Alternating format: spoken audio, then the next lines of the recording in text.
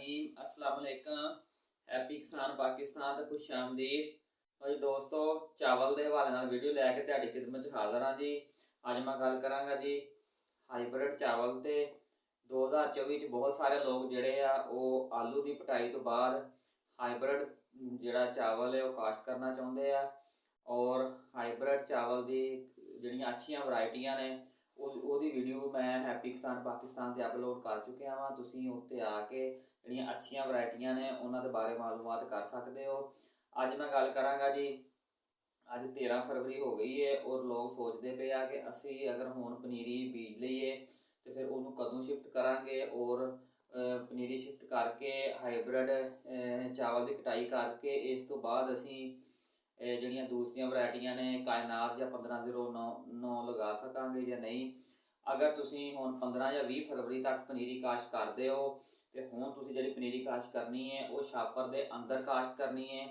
अगर तुसीं छापर के अंदर पनीरी काश्त कर लो, ਉਹਦੀ अच्छे तरीके नाल मैनेजमेंट कर लो तो तकरीबन 35 दिन बाद वो पनीरी जिहड़ी वो शिफ्ट होने के काबिल हो जानी है, तैयार हो जानी है। और तुसीं 20 मार्च के अगर राउंड अबाउट तुसीं 20 मार्च के अंदर बाहर तुसीं पनीरी शिफ्ट कर लेंदे हो, वो तकरीबन 100 दिन ਦੇ ਵਿੱਚ ਤੁਹਾਡਾ ਜਿਹੜਾ ਹੈ ਉਹ ਚਾਵਲ ਦੀ ਫਸਲ ਪੱਕ ਕੇ ਤਿਆਰ ਹੋ ਜਾਏਗੀ ਔਰ ਜੂਨ ਦੇ ਐਂਡ ਤੇ ਜਾਂ ਜੁਲਾਈ ਦੇ ਪਹਿਲੇ ਹਫਤੇ ਤੁਹਾਡੀ ਫਸਲ ਤਿਆਰ ਹੋ ਜਾਏਗੀ। ਤੁਸੀਂ ਉਹਦੀ ਕਟਾਈ ਕਰਕੇ ਉਸ ਤੋਂ 4-5 ਦਿਨ ਬਾਅਦ ਤੁਸੀਂ ਜ਼ਮੀਨ ਦੀ ਦੁਬਾਰਾ ਤਿਆਰੀ ਕਰਕੇ ਤੁਸੀਂ ਜਿਹੜੀਆਂ ਕਾਇਨਾਤ ਜਾਂ 1509 ਆਸਾਨੀ ਦੇ ਨਾਲ ਲਗਾ ਸਕਦੇ ਹੋ।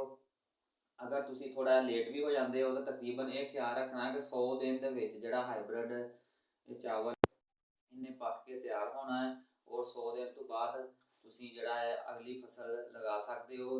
पिछले साल 2023 च लोगों ने अगस्त के विच भी चावल लगा के पैदावार भी अच्छी लई सी और मुनाफा भी अच्छा कमाया सी। ते लो जी दोस्तों, हाईब्रिड चावल के हवाले नाल वीडियो सी कि लोग सोच रहे हैं कि असी आलू की कटाई तो बाद कदों लगाइए चावल ताकि असी अगली भी पैदावार अगली भी फसल काश्त कर सकीए। तो मैं दोस्तों नूं दस्सिया कि तुसी जिहड़ी कम अज़ कम जिहड़ी फरवरी दे विच तुसी पनीरी लगानी है उहदे ते तुसी छापर का इस्तेमाल लाजमी करना है। छापर का इस्तेमाल करोगे तो तुहाडी पनीरी जिहड़ी वो जल्दी तैयार हो जाएगी।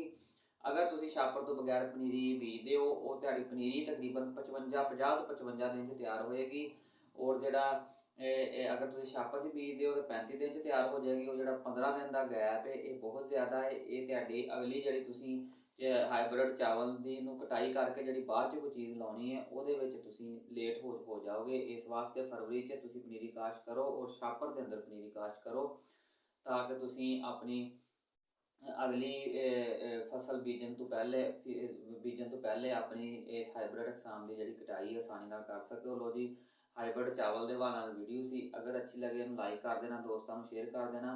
और मैं रिक्वेस्ट करांगा जिहड़े दोस्तों ने हजे तक हैप्पी किसान पाकिस्तान सबसक्राइब नहीं किया वो हैप्पी किसान पाकिस्तान सबसक्राइब कर लो, बैल आइकन दबा लो ताकि मजीद इस तरह की वीडियोज़ तुहानूं देखने को मिलदियां रहन। अल्लाह हाफिज़।